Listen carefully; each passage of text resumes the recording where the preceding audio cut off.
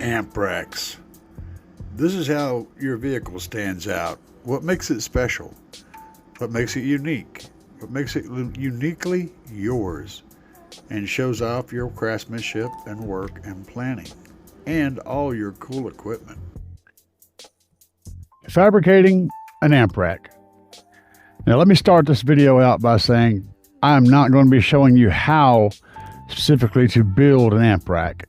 There are plenty of good videos out there that show you this, but we're going to be talking about some of the concepts that you're going to face, some of the challenges that you're going to face when you start to design something to mount your amplifiers in a custom way in car audio. Now, the first thing that you're going to need to understand and accept is that you're going to fail every single time you build an amp rack. In other words, you're going to do it wrong every single time. And the reason is not because of bad planning, it's just because no one has done this before.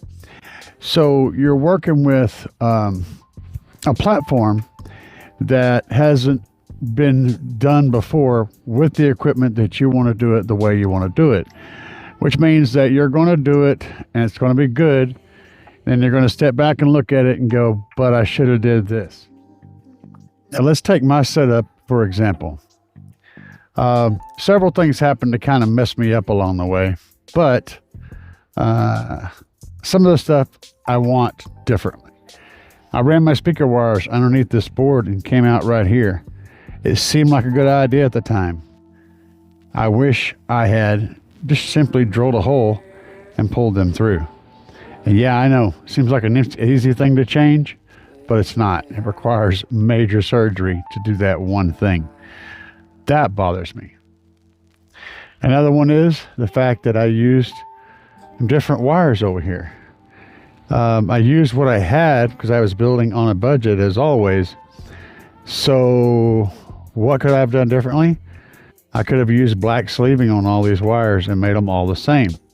Again, it's a thing that bothers me now, but at this point, I don't want to have to rebuild. We're closing toward the end of the season, so I'm going to wait. Just another example of I should have done that differently. I also could have organized the wires better coming out of here and got a cleaner pass-through. Another element that I wish I could have done differently, and I was thinking about it when I did it, but I couldn't come up with a way to really make it work. My lithium battery is underneath here. I really wish it wasn't hidden because being able to get to it is a thing, and also being able to display it as a thing. Trunk Thunder Lithium is a sponsor for my build, and I would like to be able to display the equipment that they are providing, and that is a thing. So that's something I wished I had done differently. I do have plans to rectify that, but yeah, it is what it is. Now you may notice that the amplifiers are staggered. The reason I did this, number one, I like the placement because it gives me the North Bridge, South Bridge kind of a look of the motherboard. The other thing is this amplifier is not the same size as this amplifier. It's also obviously different colors and everything. So if I put it up here on level plane, it would draw more attention to the fact that it wasn't the same look. By putting it offset, I separated the two and individualized them. I don't have an issue with that decision. I do, however, have an issue with the decision to use the specific amplifier because I could have used an amplifier that would have been a better blend aesthetically, and I did not. And that was on me. But again, these are all choices we make when we decide on things. I do like the placement of my line driver down here though. I think it's cool. I think the wires coming out right here look nice, and I think it overall is a well laid out piece. I also really love the fitment that I got on this panel when I made it to cover up the backside of my sub enclosure. I love the fitment. It is a perfect cut. It lines up beautifully. It really, really aesthetically makes the whole wall look 100 times better. So I'm very pleased with this. I do wish it had a big fat Trunk Thunder Lithium logo right in the middle or something like that to give it a purpose, but I love the aesthetics of it. So I'm very happy with that part of the build. Now this amp here is my 9.5K Atom from DeathBonce, 9,500 watts. It drives the subs inside, which you'll see in a minute. So it takes care of all of that. And my boy Danny donated this amplifier because of a fiasco I had with my DeathBonce 7900.1.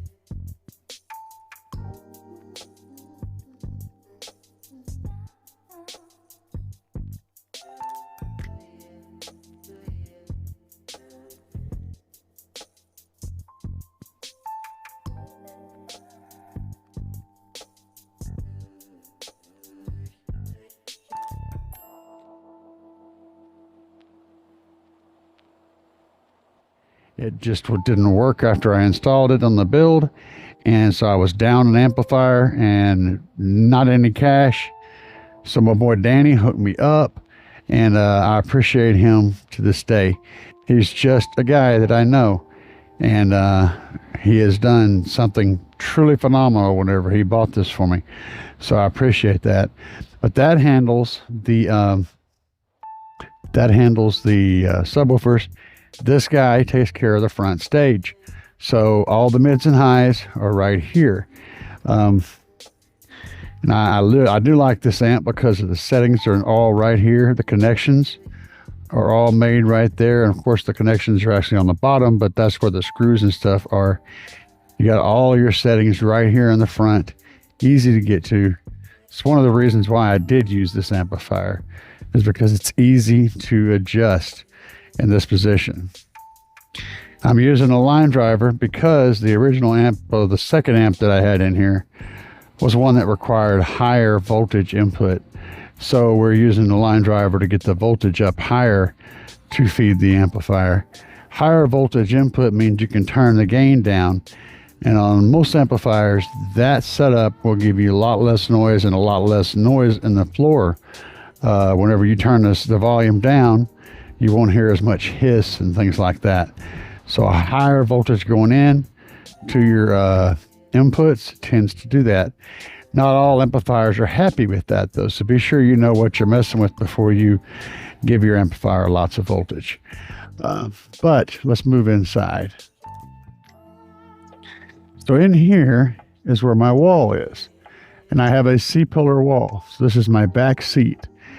And the seat's up, it will play and demo and get loud, just like it sits.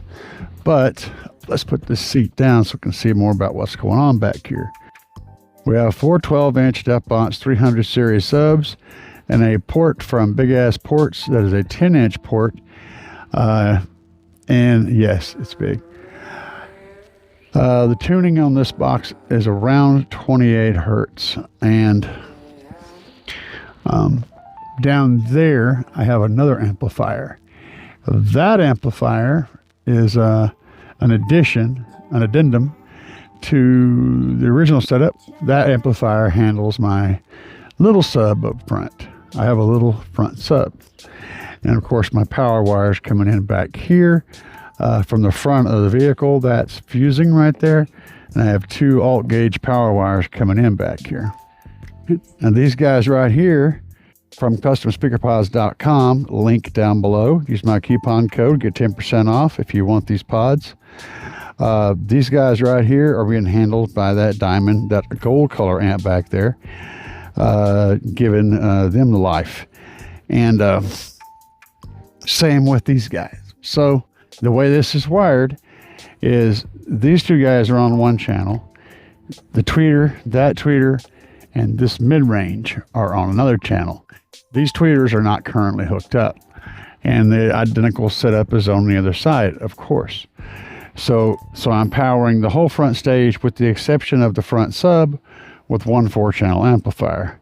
And I'm controlling as one, 2 over there. And these guys are 3, and those 2 big guys over there are 4.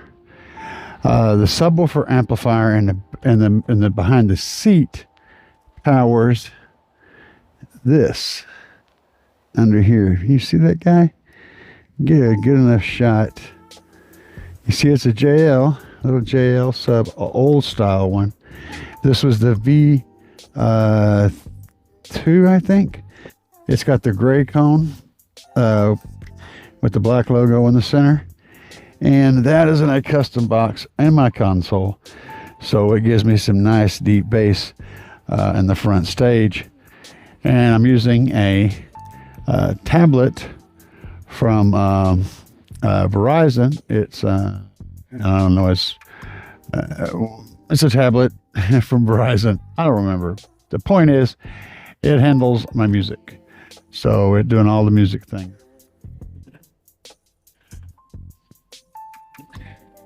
And so here's my gauges.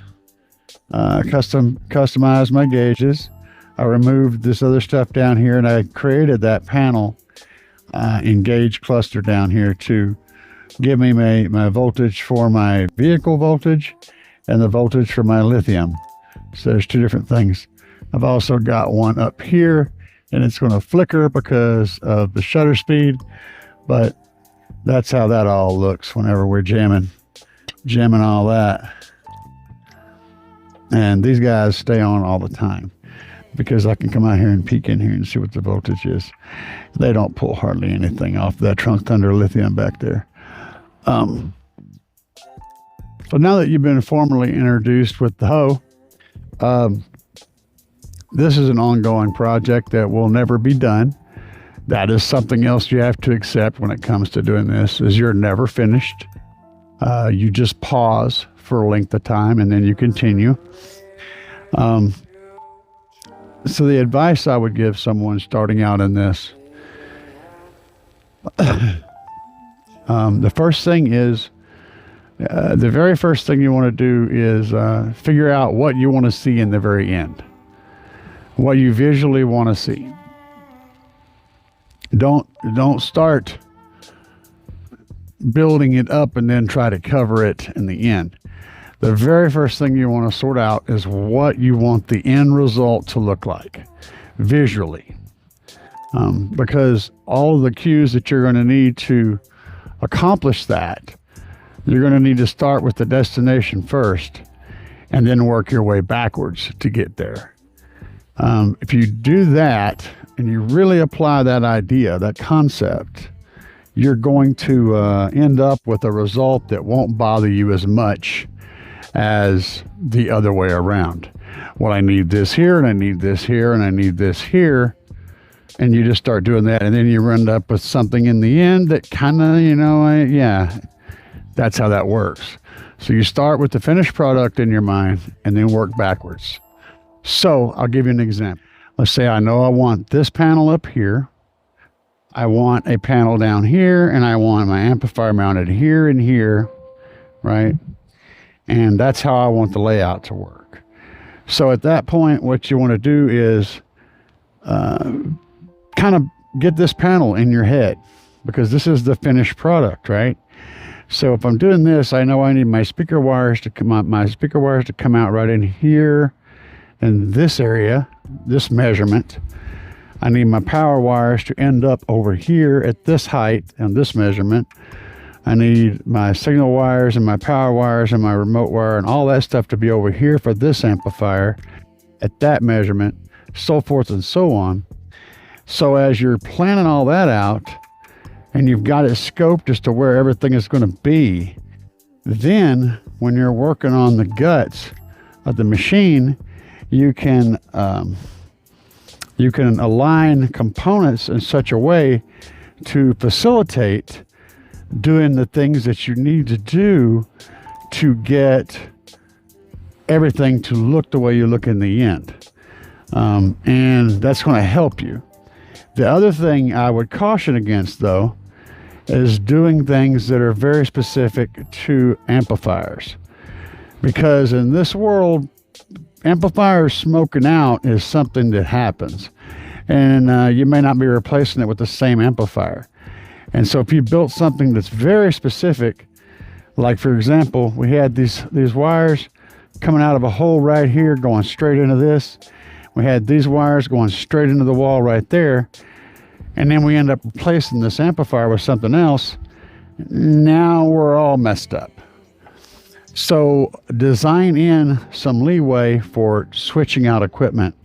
In this case, you can see these wires can move. They can also be reduced in number, and they can move around quite a bit. So I got lots of room to mount a different amp here. And the same thing here. I can change out these wires and lengthen and shorten. I've got some slack in this. I can pull out. I can move these around. So it facilitates being able to switch things out. Now on the mids and highs amps, we don't typically go through those. But this one is not. This is an example of how not to do it. Even though it looks really clean and everything is well hidden. I mean, you can't even see the wires. They're under there. They're just going straight into the board right here, coming off the front of this. Let me give you guys a closer shot. It's well hidden enough that you can't see it unless you get down here and look up. So you got to get way down here. And yeah, you can see how the wires run in there. No, all very well hidden. So the problem is, even though that looks awesome, okay, it looks like a win, right? Other than using these red cables, which tend to stick out. You can see the tips of those. The problem is if I want to switch out amplifiers, now if I'm using something with a different configuration, I've got wires running all kind of crazy and it just doesn't line up. So it limits what you can do. Again, same problem I avoided here, I encountered here. You got to think about everything.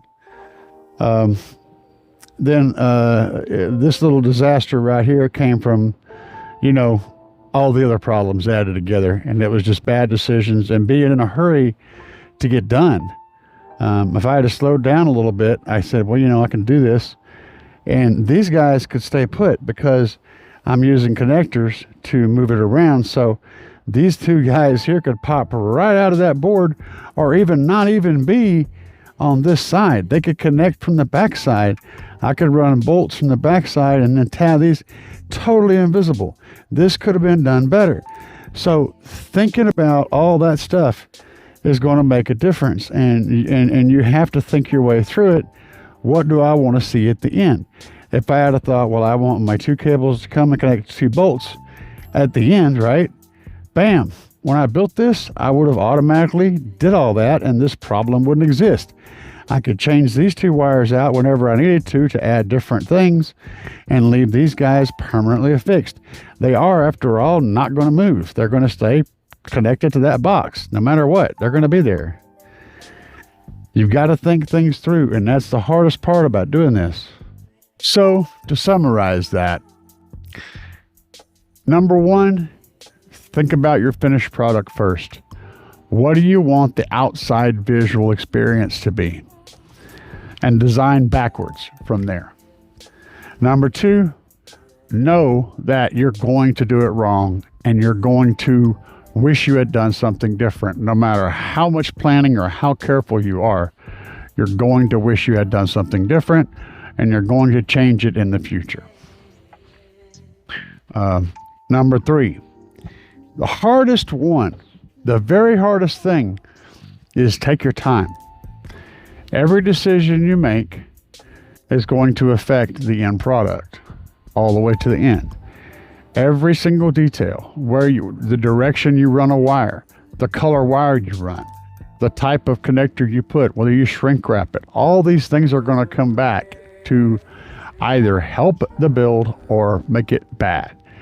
So think about every single decision and take your time. Don't put yourself in a position to where you're rushing to get it done, or you're going to do stuff that you regret and you're going to wind up having to do it again quickly just to fix the problems. You may even run into issues where you forgot something completely that's essential for it to even function. I say all this, but I make all these mistakes myself. And I am far from perfect. Oh my God, I'm a train wreck. I'm very driven though. So when I start on a project, I tend to dive into it head first, and I will not relent until it's done.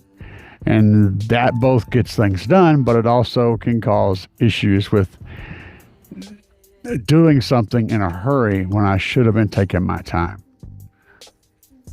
Anyway, guys, I hope this little mental exercise and visuals of what I've done in my system, the mistakes I've made and what I could have done differently, I hope these will come back and help you guys to avoid some of those same things, and maybe help you get a good frame of mind when you're wanting to build your amp rack. Anyway, guys, peace.